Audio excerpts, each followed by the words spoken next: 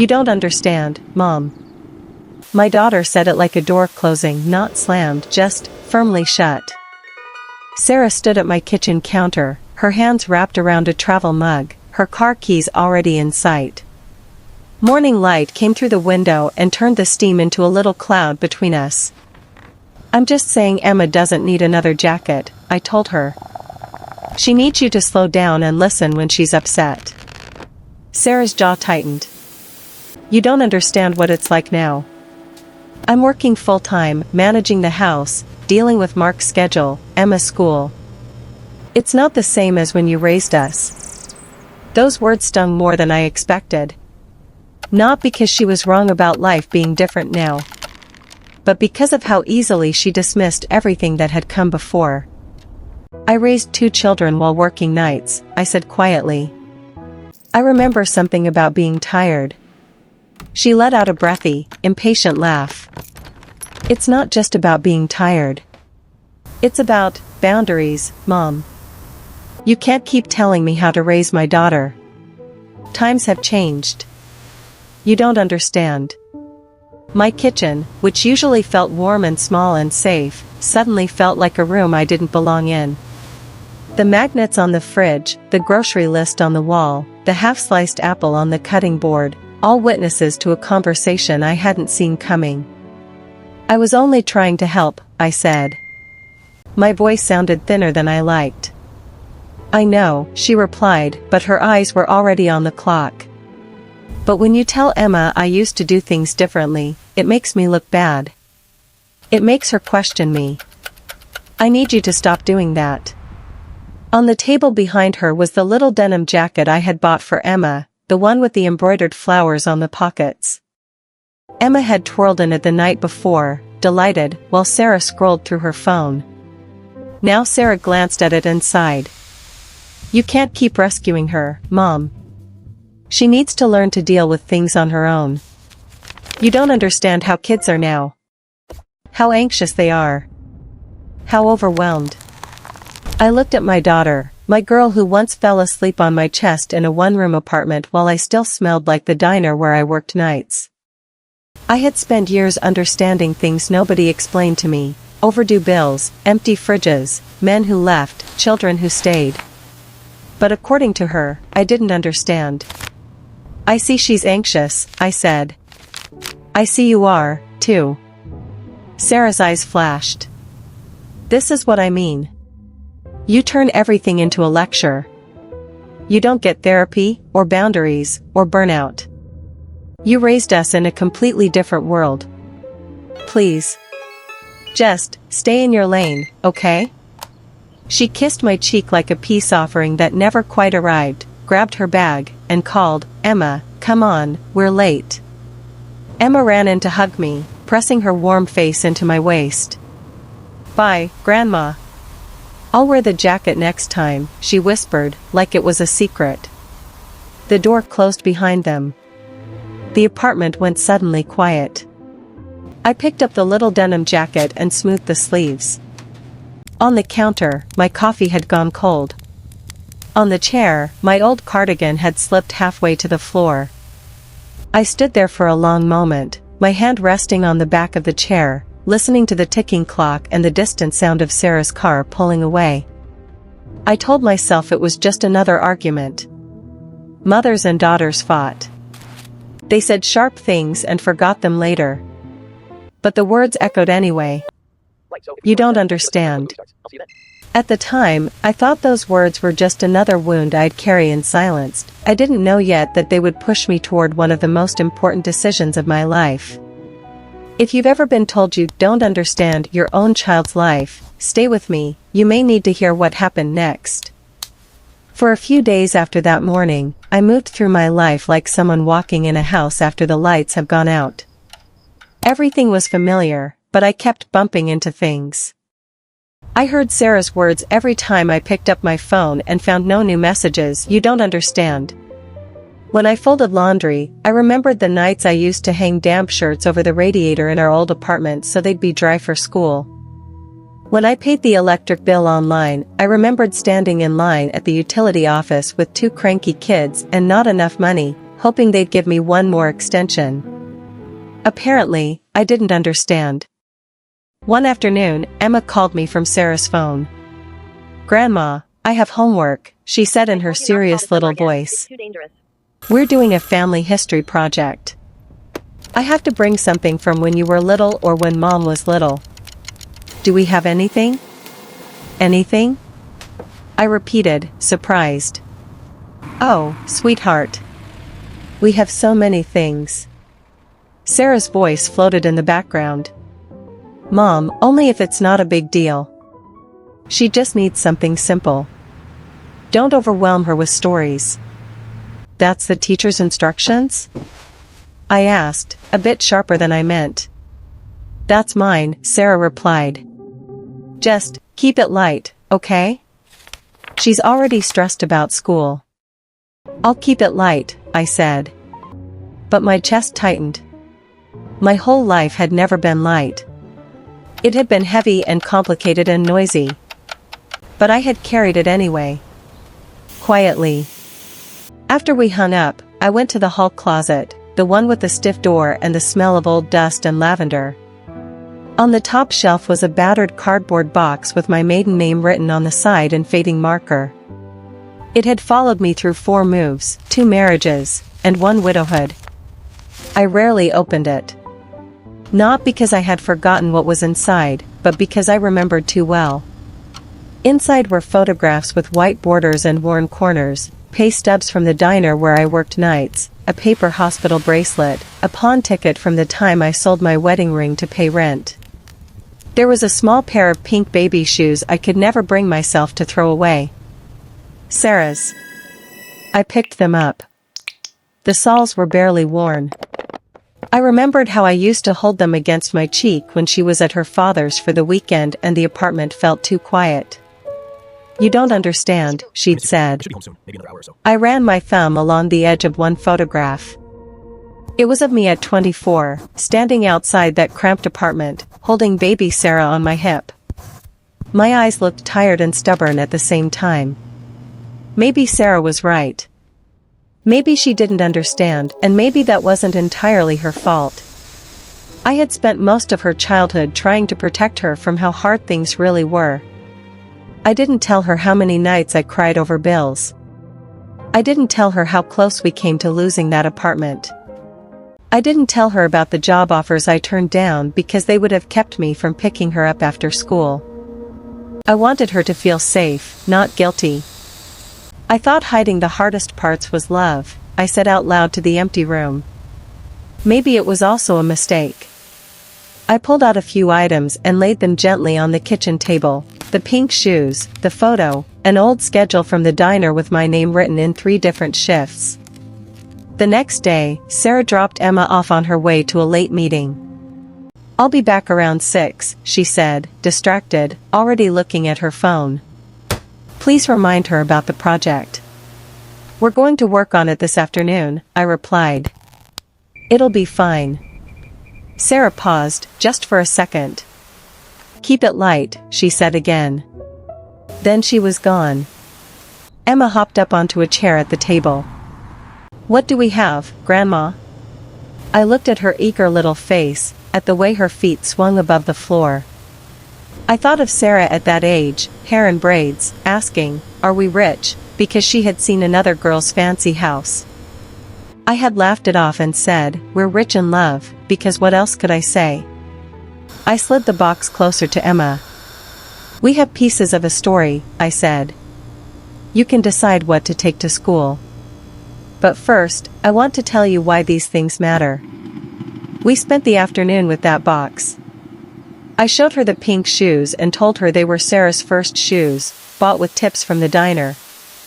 I showed her the old pay stub with my name and the long hours printed in tiny numbers. I told her how I used to come home smelling like coffee and fried eggs, checking to see if Sarah was still breathing in her sleep. Emma listened with wide eyes.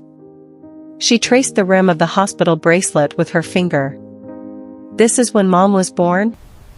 "Yes," I said. "They asked me if anyone else was coming to see us. I said no. It was just me and your mom." We learned everything together. That sounds lonely, Emma said quietly. It was, I answered. But it was also strong. Your mother and I, we were a team. I wanted her life to be easier than mine. So I worked very hard to make sure she didn't see everything. Emma tilted her head. Does Mom know all this? I hesitated. Not really, I admitted. Not the details. I didn't want her to worry when she was little. And when she got older, we both got busy. We talked about other things. Emma frowned in the serious way children do when they're trying on adult thoughts. Maybe she should know, she said.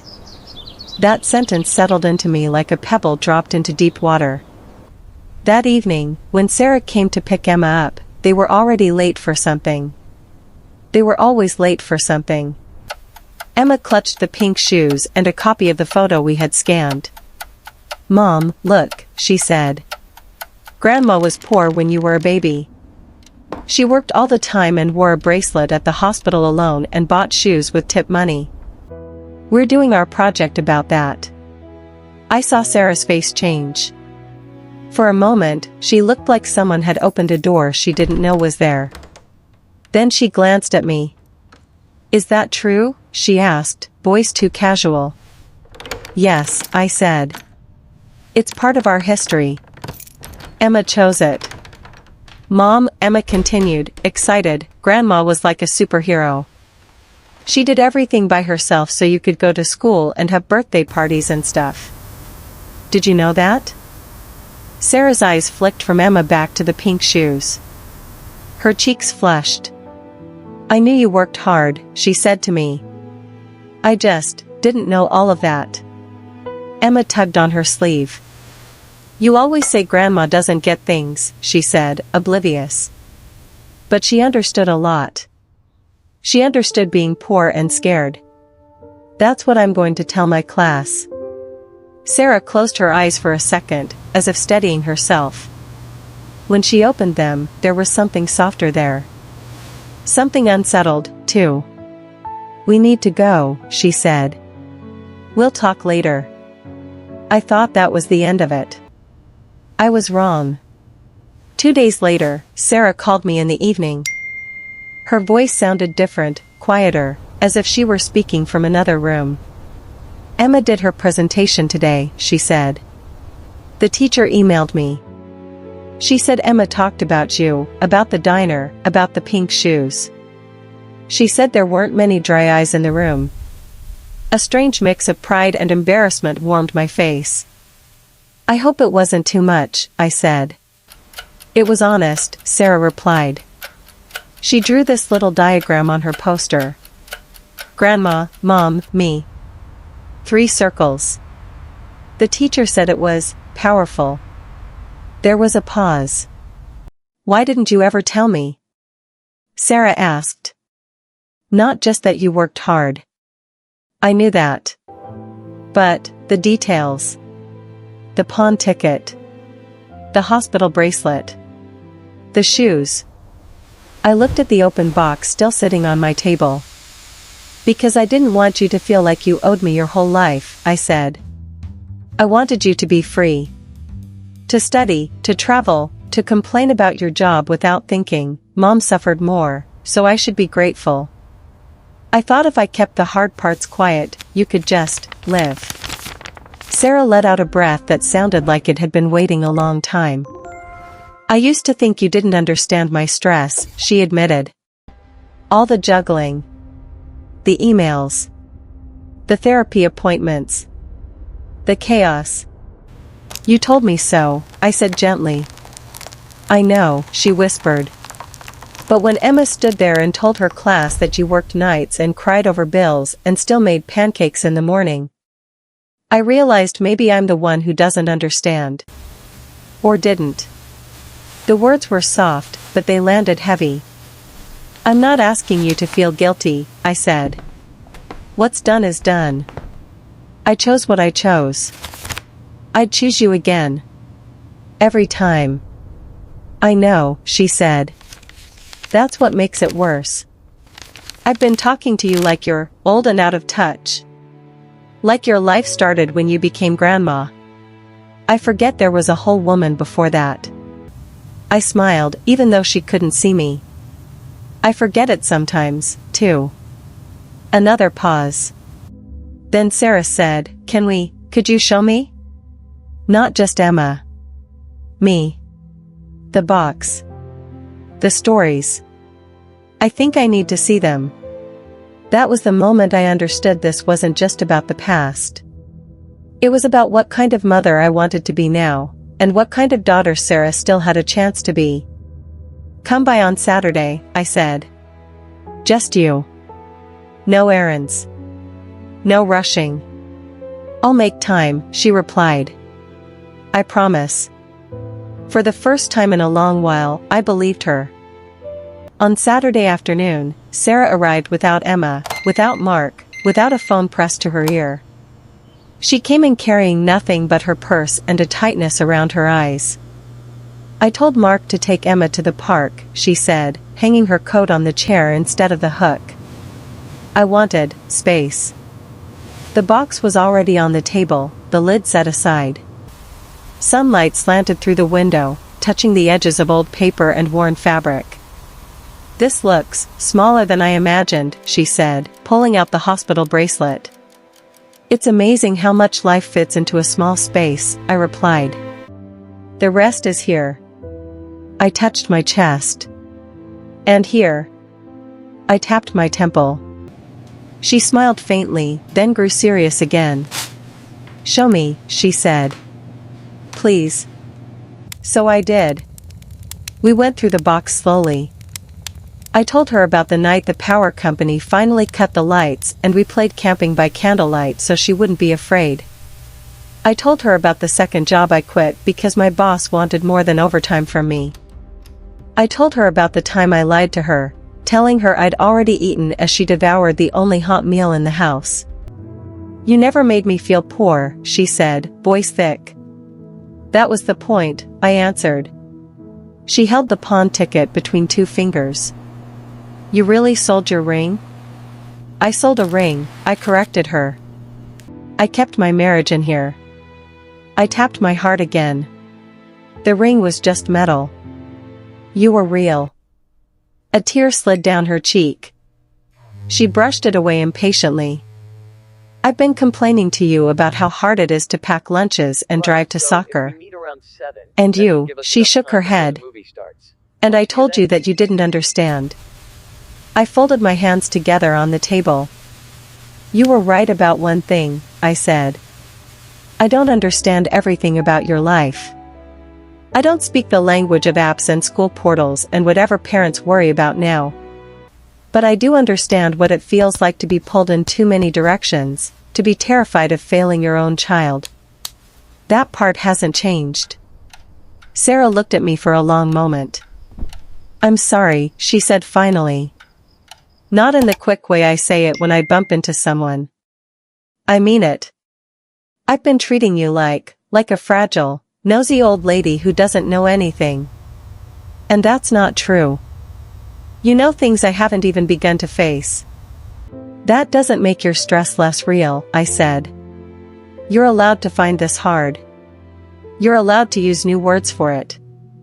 Burnout. Boundaries. All of that. I'm just asking you not to erase what came before you. She nodded slowly. I think I did that to make it easier to be angry at you, she admitted. If you were just old-fashioned, then I didn't have to listen when you said things I didn't want to hear. That's a very human thing to do, I said. We all rewrite our parents sometimes. But there's another truth you need to understand. What's that? I'm not just an archive you consult when you need a story for Emma's homework, I said gently. I'm still here. I still have feelings. When you tell me I don't understand and to stay in my lane, it hurts. I spent years learning every curve of the road so you could drive further than I ever did. She covered her face with her hands for a moment, then dropped them. I don't want to keep hurting you, she whispered. Then let's make a new agreement, I said. I won't force my advice on you. I won't compare how I raised you with how you're raising Emma unless you ask. But I also won't pretend I know nothing. If you dismiss me, I will say so. Calmly. Clearly. I won't swallow it and smile. She let out a shaky laugh. So, boundaries for both of us. Exactly, I said. You taught me that word. I'm just using it. We sat in silence for a moment, surrounded by pieces of a life she'd finally begun to see. Mom, she said quietly, will you tell Emma these stories? Not all at once. But, over time. I don't want her to wait until she's my age to understand you. I will, I said. But not to make her feel guilty. Just so she knows she comes from women who did hard things and kept their hearts soft. Sarah reached across the table. Her hand found mine, warm and trembling. You do understand, she said. You understand more than I ever gave you credit for. I squeezed her fingers. And you understand more than you used to, I replied. That's enough for today. Later that evening, after she left with the pink shoes carefully wrapped in tissue paper and a few photocopied photos for Emma's project board, I stood alone in my kitchen. The box was still open, but it felt lighter now, as if sharing had taken some of the weight out of it. On the fridge, Emma's drawing of 3 circles, Grandma, Mom, me, was held up by a heart-shaped magnet. I made myself a cup of tea and sat at the table with one chair pulled out. Not because no one wanted to sit with me, but because, in that moment, I wanted to claim the space for myself. Outside, the evening pressed softly against the window. Inside, the little kitchen was warm. The clock ticked. The tea steamed. My life, with all its grief and grit and quiet victories, felt seen. Growing older, I have learned this: sometimes your children will say you don't understand because it is easier than facing how much you've already survived. You cannot force them to see your story, but you can choose to tell it with dignity. You can decide that your truth is not a burden, but a bridge. You can be kind and still keep your self-respect. If this story touched your heart, you can like this video, leave a comment, or share it with someone who might need to hear it. If you've ever felt treated like a burden, my next story may speak to you even more. And if you'd like more stories like this, you're always welcome to subscribe to this channel, Lydia's True Stories.